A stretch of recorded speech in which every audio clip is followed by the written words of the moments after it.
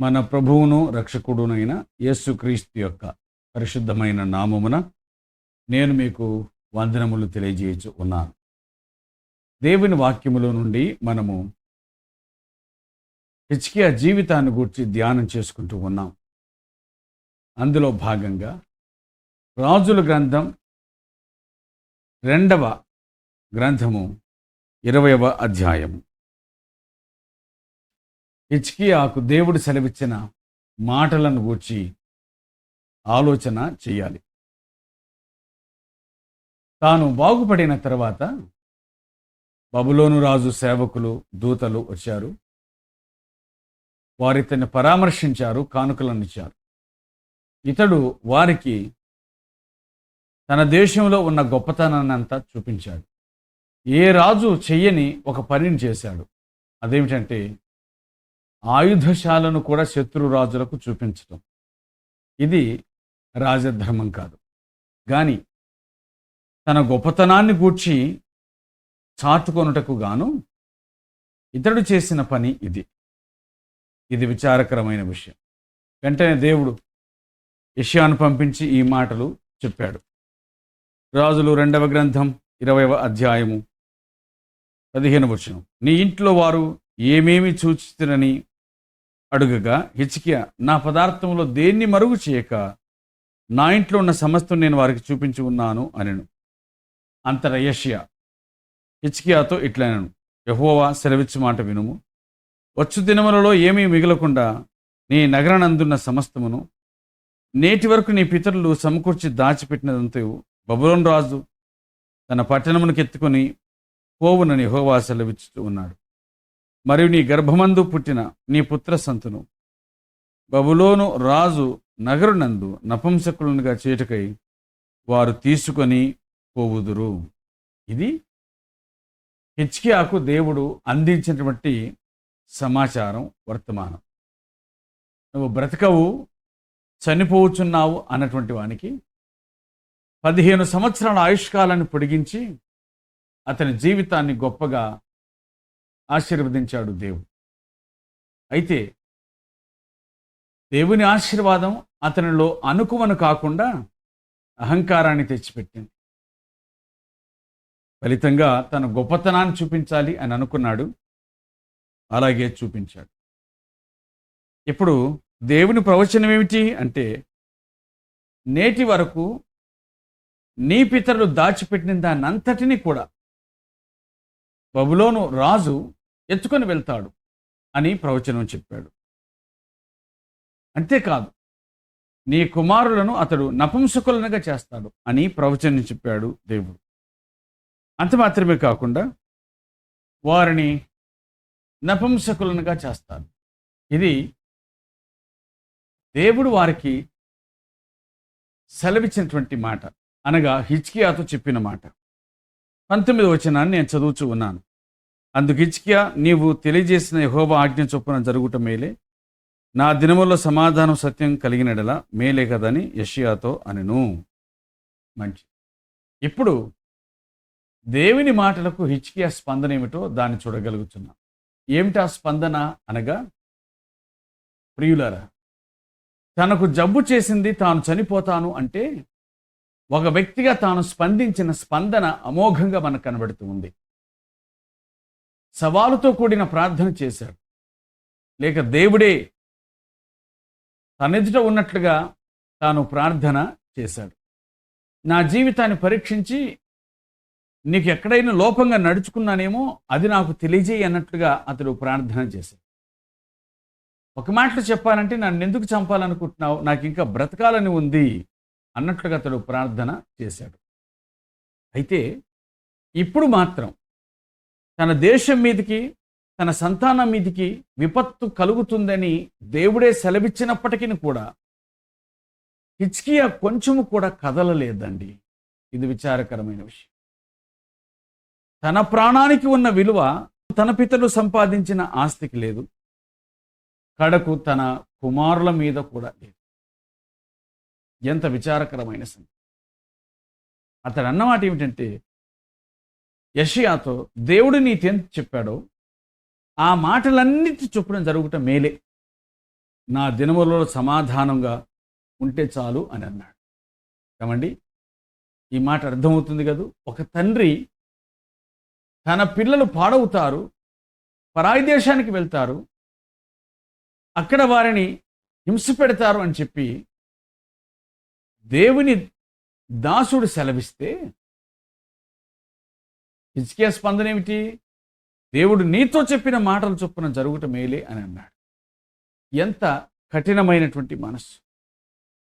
అంటే తనకేమో ప్రాణం మీద ఆశ, మరి తన పిల్లలను గూర్చిన ఆశ ఉండద్దా తనకి? అప్పటికింకా తనకు సంతానం కలగలేదు. ప్రియులారా, దేవుని వాక్యం చెబుతున్న మాట ఏమిటంటే, ఎంత నిర్లక్ష్యంగా ప్రవర్తించాడో హిజ్కియా. నా తర్వాత ఏం జరిగినా అది నాకు సంబంధం లేదు కదా, నా వరకు నేను సురక్షితంగా ఉంటే చాలు అని అనుకున్నాడు హిజ్కియా. కాబట్టి అతడు అలాగే ప్రవర్తించాడు. నపుంసకులుగా చేస్తారు నీ పిల్లలను అని దేవుడు సెలవిస్తే అట్లాగే కానివ్వమన్నాడు. నీ దేశాన్ని ఖాళీ చేస్తారు, లూటి చేస్తారని దేవుడు చెబితే అట్లాగే కానివ్వమన్నాడు. నా దినములలో మేలు సమాధానం జరగటం అది నాకు మంచిదే కదా, ఇంకేమి జరిగినా నాకేమి సంబంధం అన్నట్లుగా హిజ్కియా మాట్లాడాడు. ప్రియులారా, తల్లిదండ్రుల యొక్క జీవన విధానం పిల్లలను ప్రభావితం చేస్తుంది. వారికి క్షేమమో ఆశీర్వాదమో తీసుకొని వస్తూ ఉంది, నష్టమో తీసుకొని వస్తుంది. అందువలన తల్లిదండ్రులుగా చాలా జాగ్రత్త వహించవలసిన అవసరం ఉంది. తన ప్రాణమును ప్రేమించినంతగా తన పిల్లలను ప్రేమించలేకపోయాడు హిజ్కియా. అదే కదా విచారకరమైన సంగతి. అతడన్న మాటలు ఏమిటో చూద్దాం. రాజులు 2వ గ్రంథం 20వ అధ్యాయం 19వ వచనం. అందుకు హిజ్కియా, నీవు తెలియజేసిన యెహోవా ఆజ్ఞ చొప్పున జరుగుట మేలే, నా దినములలో సమాధానము సత్యము కలిగినడల మేలే గదా అని యెషయాతో అనెను. దేవుని దాసునితో అతడు పలుకుచున్న మాట, నా దినములలో మేలు కలిగితే మేలు కదా, ఆ తర్వాత ఏమి జరిగినా దాన్ని గురించిన చింత నాకుండదు అని అంటున్నాడు. కానీ ఇప్పుడు కూడా, అనగా తన పితరులు సంపాదించిన దాని అంతటినీ బబులోను రాజు ఎత్తుకుని వెళ్తాడని, తన పిల్లలను నపుంసకులుగా చేస్తాడని విన్న తర్వాతనైనా అతడు స్పందించిన వాడు కాడు. ఇది కాఠిన్య హృదయం యొక్క లక్షణమని మనం గుర్తుంచుకోవాలి. ప్రియులారా, జరిగిందేమిటి అంటే, మనం ఎరుగుదము దినవృత్తాంతం 2వ గ్రంథం ఆఖరి అధ్యాయాల్లో నెబుకద్నెజర్ రాజు వచ్చాడు. అతడు యెరూషలేము పట్టణాన్ని ముట్టడి వేశాడు, యూదులను తీసుకుని వెళ్ళాడు, దేవాలయంలోని బంగారు ఉపకరణాలను తీసుకుని వెళ్ళాడు, వాటన్నిటిని కూడా తన దేవత ఆలయపు బొక్కసంలో ఉంచాడు. ఈ పిల్లలను మాత్రము కల్దీయుల వలె భుజించటానికి, కల్దీయుల వలె త్రాగటానికి, కల్దీయుల వలె జీవించడానికి సిద్ధపరిచేటువంటి కాలేజీకి పంపించాడు. అంటే 3 సంవత్సరాలు వారు పరీక్షించబడాలి. 3 సంవత్సరాలు కల్దీయుల విద్యను నేర్చుకోవాలి, కల్దీయుల సంస్కృతిని నేర్చుకోవాలి. జరిగింది కూడా అదే కదా. దానియేలు గ్రంథం 1వ అధ్యాయంలో ఈ నలుగురిని గూర్చి, దానియేలు, అలాగే షద్రక్ మేషక్ అబేద్నెగోలు, హనన్యా అజర్యా మిషాయేలు అనేటువంటి వీరుని గూర్చి దేవుని వాక్యం చెబుతున్న మాటలు చాలా గొప్పవిగా మనకు కనబడతాయి. దానికంటే విశేషించి సుఖాన్ని అనుభవించినటువంటి తండ్రి దేవుణ్ణి పట్టించుకోకపోగా, తన పిల్లలను పట్టించుకోకపోగా, శ్రమలో ఉన్నటువంటి ఆ నలుగురు యవనస్తులు దానియేలు మరియు షద్రక్ మేషక్ అబేద్నెగో వీళ్ళంతా చేసిన పని ఏమిటి అని అనగా, దేవుని యందు ఇంకా భయభక్తులు నిలిపి ఉండుట. దేవునికి స్తోత్రం కలుగునుగా. ఎందుకంటే దేవుని నిందించడానికి, దూషించడానికి వారికి కావలసినంత కారణం ఉంది. మా తల్లిదండ్రులు తప్పిదం చేస్తే మేమెందుకు అనుభవించాలి అని అనటానికి అవకాశం ఉంది. కానీ ఒక్క మాటైనా నోరు మెదపక, ఏ విషయంలో కూడా అవిధేయులు కాకుండా వారు చేసిన పని ఏమిటో తెలుసా ప్రియులారా? దేవుని కోసమే నిలవబడాలి అని అనుకున్నారు. తండ్రి మీద కోపం లేదు, దేవుడి మీద కోపం లేదు. దేవుడి కోసమే నిలవబడాలి అనేటువంటి తీక్షణమైన వంచ కలిగిన వారుగా వారిని మనం చూడగలుగుతాం. ఇది మన జీవితాల్లో మనం గ్రహించవలసినటువంటి విషయం. సమస్యలు ఎదురైనప్పుడు భక్తి యొక్క తీక్షణ బాగా కనిపించాలి, భక్తి తీవ్రత బాగా కనిపించాలి. వీరి జీవితంలో మనం గుర్తు చేసుకునే విషయం సరిగ్గా అదే. వీరి తండ్రి సుఖాసక్తుడై తన పిల్లలను గురించి పట్టించుకోలేదు. కానీ దేవుడు అవకాశం ఇచ్చాడు. అప్పటికీ ఒకవేళ అతడు ప్రార్థించి ఉంటే గనక బహుశా దేవుడు కనికరించి ఉండేవాడే. ఇశ్రాయేలీయులు చెరపట్టబడకుండా, వారి వాగ్దాన భూమి పరలోపాలు కాకుండా, అలాగే దేవుడు వారికి అనుగ్రహించేటువంటి దేవాలయం పాడు కాకుండా, తమ జీవితాలు పాడు కాకుండా ఉండే అవకాశం ఉంది. కానీ జరిగిన నష్టం ఏమిటి అనంటే, ఈ యవనస్తులు తల్లిదండ్రుల యొక్క భక్తిహీనతను బట్టి, వారి స్వార్థాన్ని బట్టి పరాయి దేశమునకు కొనుక్కోబడవలసి వచ్చింది. ఎంత విచారకరమైన విషయం. కానీ తల్లిదండ్రులను దూషించక, దేవుని మీద అలగక, దేవుని కొరకే బ్రతకాలని వారు నిలిచారు, తీర్మానం చేసుకున్నారు. ప్రియులారా, ఇది శ్రేష్టమైన సంగతి. ఇప్పుడు ఎట్లున్నాయి పరిస్థితులన్నీ అంటే, దేవుని నమ్ముకున్నాం అంటే సమస్తం కలగాలి, ఏది నష్టం రాకూడదు, ఏ ఇబ్బంది కలగకూడదు, ఏ సమస్య రాకూడదు. కానీ దేవుని నమ్ముతున్నాము అంటే మనకు అన్ని కలిసి రావాలి అనేటువంటి భావం. నిజమైన భక్తులు ఉన్నారే, వారు మొదట దేవుణ్ణి చూశారు, దేవుని చేతుల్లో ఉన్న వాటిని చూడలేదు. దేవుని కొరకు బ్రతికారు. ఫలితంగా కొందరు మరణం వలన కూడా దేవుని మహింపరిచారు. మరికొందరు జీవము గల దేవుని చేత విడిపించబడి మహిమను పరిచారు. ఇది మనం గ్రహించవలసినటువంటి శ్రేష్టమైనటువంటి విషయం. వారు దేవుని కోసం బ్రతకడానికి తీర్మానం చేసుకున్నారు. ఆ సంగతులన్నీ మనం ఎరుగు.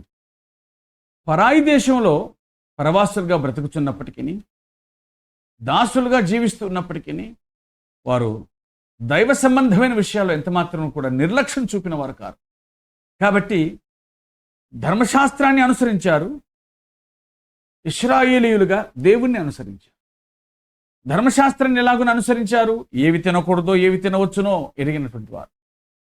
అలాగే వేటికి నమస్కరింపవలను నమస్కరించకూడదు ఎరిగినటువంటి వారు. ధర్మశాస్త్రంలో ఉన్న విషయాలన్నింటినీ కూడా క్షుణ్ణంగా ఎరిగిన వారు కాబట్టి దాన్ని అనుసరిస్తూ వచ్చారు. ఇక్కడ ఒక సంగతిని గ్రహించాలి. పరాయి దేశంలో కూడా అంత భక్తిగా జీవించటమా? దేవుణ్ణి ఎరిగిన వారు లేని చోట కూడా అంత భక్తి అవసరమా అని అనిపిస్తుంది. భక్తి ఎప్పుడు కూడా లోకంతో రాజీ పడదు. లోకంతో రాజీ పడేటువంటి భక్తి దేవుడు ఇష్టపడే భక్తి కాదు. పరిస్థితులు ఏవైనప్పటికీ కూడా తమ్మును తాము ప్రభువునకు అప్పగించుకుని జీవించుటే మంచిదనే సంగతిని జ్ఞాపకం చేసుకుందాం. ప్రియులారా, షద్రక్, మేషక్, అబేద్నెగో, దానియేలు అనేటువంటి ఈ నలుగురు బాలురు దేవుని ఘనపరిచారు, దేవుని ధర్మశాస్త్రాన్ని ఘనపరిచారు, దేవుని చిత్తమును ఘనపరిచారు. మేము ఇలాగుండటం దేవుని చిత్తమే గనుక అయితే అదే జరుగునుగా. ఎంత విచారకరమైన సంగతి! ఒక పురుషుడు వివాహం కాకుండా తన జీవితంలో తానే నపుంసకుడిగా మిగిలిపోవాలి. రాజుగారి మనుషులకు కాపలా ఉండి తీరాలి. ఓ ప్రియులారా, ఇది చాలా బాధకరమైన సంగతి.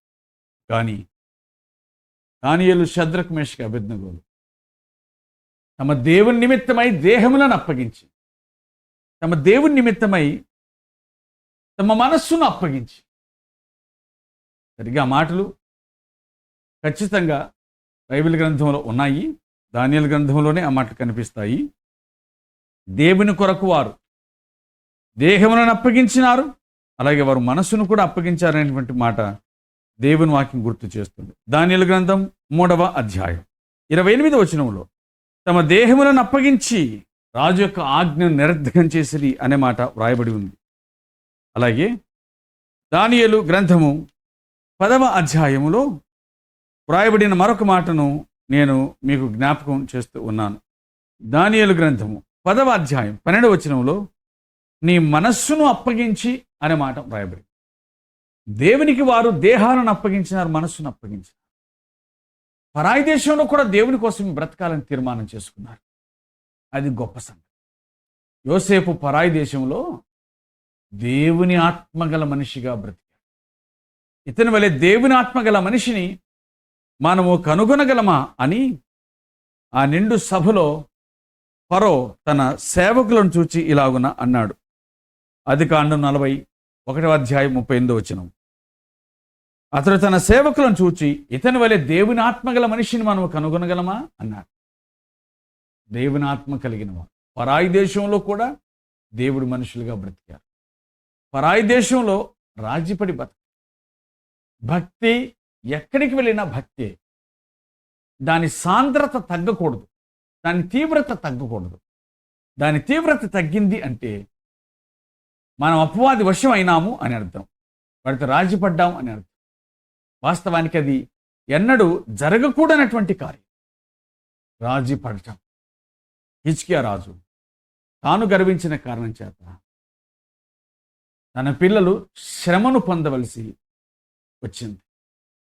వారి శ్రమలంతా ఆయన చూడలేదు, కానీ అతన్ని బట్టి ఇశ్రాయేలీలు శ్రమను అనుభవించారనేటువంటి మాట మాత్రం అక్షర సత్యం. ప్రియులారా, సోదరి సోదరులారా, దానియేలు దేవుని మర్మములను తెలిసినటువంటి వాడు.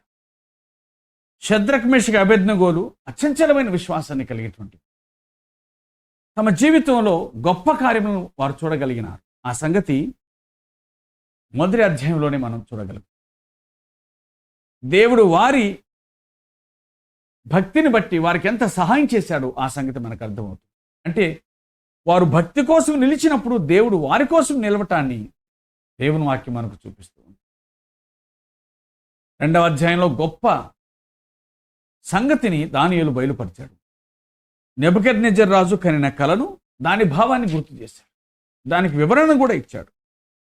3వ అధ్యాయం నందు షద్రక్ మేషక్ అబేద్నెగో అనువారు రాజు నిలవబెట్టించినటువంటి ప్రతిమకు నమస్కరింపమని తమ దేహములను అప్పగించడానికి వారు సిద్ధపడిన విషయాన్ని మనం చూడగలుగుతాం. ఇక 5వ అధ్యాయమునందు చూడగా, దానియేలు గ్రంథం 5వ అధ్యాయమునందు కూడా మనం చూడగా వీరెంతగా దేవుని మహిమపరిచారో ఆ విషయం, దేవుని కోసం ఎంతగా బ్రతికారో ఆ సంగతి దేవుని వాక్యం మనకు జ్ఞాపకం చేస్తూ ఉంది. వీళ్ళరా, మరి ఇదే కదా భక్తి జీవితం అంటే. ఎరిగిన భక్తి జీవితం, తెలుసుకున్న భక్తి జీవితం, నిర్లక్ష్య భక్తి జీవితం కాదు, నిస్వార్థ భక్తి జీవితం. ఎంతగా వారు తమను తాము దేవునికి అప్పగించుకునేది అనే విషయం దేవుని వాక్యం గుర్తు చేస్తుంది. అసలు హిజ్కియా అప్పగించుకుని ఉంటే ఎంత బాగుండేది దేవుడికి. తమ తండ్రిని చూచి మాదిరి తెచ్చుకొని ఒకవేళ వారు జీవించి ఉండేవారు. కానీ మాదిరి లేని తండ్రి అయ్యాడు హిజ్కియా. మాదిరి లేని భక్తుడిగా కనిపిస్తున్నాడు హిజ్కియా. ఎంత విచారకరమైన సంగతి అండి. ప్రియులారా, మన జీవితాల్లో కూడా తల్లిదండ్రులుగా ఉన్నవారు జాగ్రత్త పడదాం. సాధారణంగా పిల్లలకు సమస్త మేలు చేయాలన్నటువంటిది తల్లిదండ్రుల యొక్క ఉద్దేశం. అయితే మన నిర్లక్ష్యాన్ని బట్టి బహుశా మనం కీడు చేస్తున్నామేమో ఆలోచిద్దాం. వారు దారి తప్పిపోవటానికి మనం కారణమేమో ఆలోచన చేసుకుందాం. ఎందుకంటే మన పిల్లలు మనలను అనుసరిస్తారు. మన పిల్లలు మనలను అనుసరిస్తారు. మంచిదైనా చెడ్డదైనా గమనిస్తారు, సంగతులను గ్రహిస్తారు. చేత దేవుని కొరకు బ్రతుకుట సముచితం అనే సంగతిని జ్ఞాపకం చేసుకుంటాం. ఈ ధ్యానమందు మనం చూసిన విషయం ఏంటి అంటే, హిజ్కియా దేవుని యందు భయభక్తులు కలిగిన వాడే కనని తన జీవితం మట్టుకు మాత్రమే బాగుంటే చాలా అనుకున్నాడు. స్వార్థపరుడు. తన పిల్లలను గూర్చి ప్రవక్త అంత గట్టిగా చెప్పినప్పటికీ కూడా అతడు ఏమాత్రం కరిగినవాడు కాదు. తన ప్రాణమైతే కరిగిపోయాడు, కదిలిపోయాడు, కానీ తన పిల్లల ప్రాణము గూర్చి లెక్క పెట్టని వాడుగా ఇతడు మనకు కనబడుతూ ఉన్నాడు. భక్తి జీవితం బాగానే ఉంది, దేవుని ప్రేమించిన వాడు, ప్రార్థించిన వాడు, దేవుని యొద్ద నుంచి గొప్ప కార్యములను చూసినటువంటి వాడు ఇక నిర్లక్ష్యాన్ని బట్టి తన పిల్లల మీదకి ఉగ్రతను తీసుకుని వచ్చుకున్నాడు. దేవుని పేరట మనవి చేస్తూ ఉన్నాం, మన పిల్లల మీదకి వచ్చేటువంటి ప్రతి విధమైనటువంటి శ్రమకు మనం కారణం కాకపోవచ్చు కాక, కానీ చాలా సందర్భాల్లో వారి శ్రమకు మనం కారణమైతే అంతకంటే మించిన దౌర్భాగ్యం మరొకటి. అందుకే మనల్ని మనం పరీక్షించుకుందాం, ప్రభువునికి అప్పగించుకుందాం. ఇంకా ప్రభువునందు విశ్వాసం ఉంచకపోతే ఆయనకు జీవితాన్ని అప్పగించి పాపక్షమాపణ పొంది మేలు పొందాలని దేవుని పేరట మనవి చేస్తున్నాను. ప్రభు ఈ మాటలను మన వినికిడిలో దీవించునుగాక. ఆమేన్. ప్రార్థన. సర్వకృపానిధియు మికిలి కనికరమును అత్యంత దయా జాలి కలిగిన పరలోకమందున మా ప్రియ తండ్రి, మీకు స్తోత్రములు కృతజ్ఞతాస్తుతులను మేము చెల్లిస్తూ ఉన్నాం. మీరు మాకు అనుగ్రహించిన వాక్యాన్ని బట్టి స్తోత్రాలు.